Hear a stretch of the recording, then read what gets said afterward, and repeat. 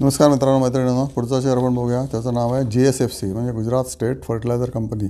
Okay, ही company गुजरातमध्ये आहे आणि गुजरातमधल्या ज्या ज्या कंपन्या गुजरातने सुरू होतात त्या सगळ्या कंपन्या स्टेट गव्हर्नमेंटच्या किंवा सेंट्रल गव्हर्नमेंटच्या आहेत आणि त्या सेफ्टी पॉईंट ऑफ व्ह्यू चांगल्या असतात. अर्थात त्यांचं इंडस्ट्रियल प्रोडक्ट आहे आणि फर्टिलायझर आहे. ओके, या कंपनीचं इंडस्ट्रियल प्रोडक्टचं काय म्हणतात सायकल्स असतात, प्राईस सायकल्स. कधी कधी त्यांचं जे कॅप्रोलॅक्टम हा प्रोजेक्ट आहे, असा प्रोडक्ट आहे, तर कॅप्रोलॅक्टमच्या प्राइसेस खूप पडलेले असतात, म्हणजे 50% पण असतात. चायना पण डंप करते किंवा जगामध्ये खूप हेवी कॅपॅसिटीचे कॅप्रोलॅक्टम प्लांट उभे राहिलेले आहेत वगैरे त्याच्यासाठी. आणि परत त्या काही दिवसानंतर त्या कॅप्रोलॅक्टमची प्राईस रूफला जाते. त्याच्यामुळे प्रॉफिटेबिलिटी या कंपनीची दर 3 वर्षांनी उत्तम होत असते.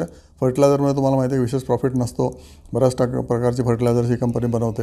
Okay, urea is main thing, नंतर अमोनिया आहे, DAP आहे.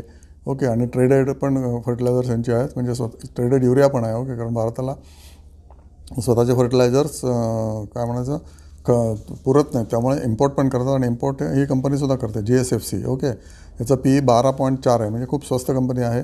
12 म्हणजे ROC 6.2% आहे. ROC आणि ROE कमी आहे. ROE 4.8% आहे. बुक व्हॅल्यू 305 आहे. ओके, आणि शेअर कितीला कोट होतं आहे तर may be it is coating at 200 rupees. बघा, तुम्हाला चार्टवरून कळेल. ओके, इक्विटी 82 करोड आहे, म्हणजे जास्त आहे, 80 करोड आहे. लोन शून्य आहे, म्हणजे कर्जबाजारी कंपनी नाही आहे. So that is one of the good part of it. आणि आधी 4 वर्षापूर्वी याचं कर्ज होतं 12,000 कोटी.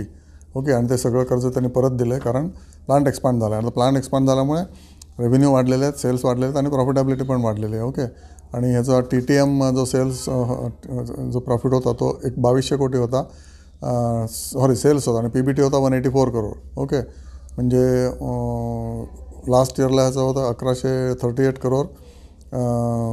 आणि EPS याचा आहे टिपिकली 3.5. ओके, एका क्वार्टरला. आणि EPS वर्षाला आहे 16.12 आणि गेल्या वर्षी हा 22 होता. म्हणजे EPS याचा अर्निंग पर शेअर पडलेला आहे एका वर्षामध्ये, त्याच्यामुळे पण हा शेअर खाली आला असं दिसतं आहे. पण प्रत्येक शेअरच्या सायकल्स असतात. ओके, शार्प सीडी असते, त्याच्यामुळे हा शेअर पण 37 रुपयाला होता 2020ला. ओके, आणि त्यानंतर वाढत 318ला गेला. ओके, मग ऑलमोस्ट 9 टाइम्स गेला 24ला, म्हणजे जानेवारी 24ला. त्यानंतर पडतोय वाढतोय आणि आता टिपिकली 167ला लो होऊन त्याचा 200 रुपयाला आता भाव आहे. ओके, आणि पीक होता 318 रुपयाला. म्हणजे 50% याच्यामध्ये ॲप्रिसिएशनची शक्यता असू शकते. 50% सोडून द्या, 10-15% तर नक्कीच असू शकते. तर ग्राफ बघा, टेक्निकल ग्राफ बघा, रिझल्ट्स बघा, कंपनी प्रेझेंटेशन बघा.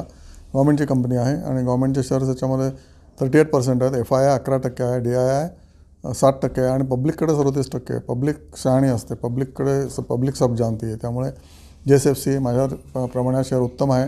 उत्तम शेअरसुद्धा पडतो हे तुम्हाला मी सांगितलेलं आहे. बघा.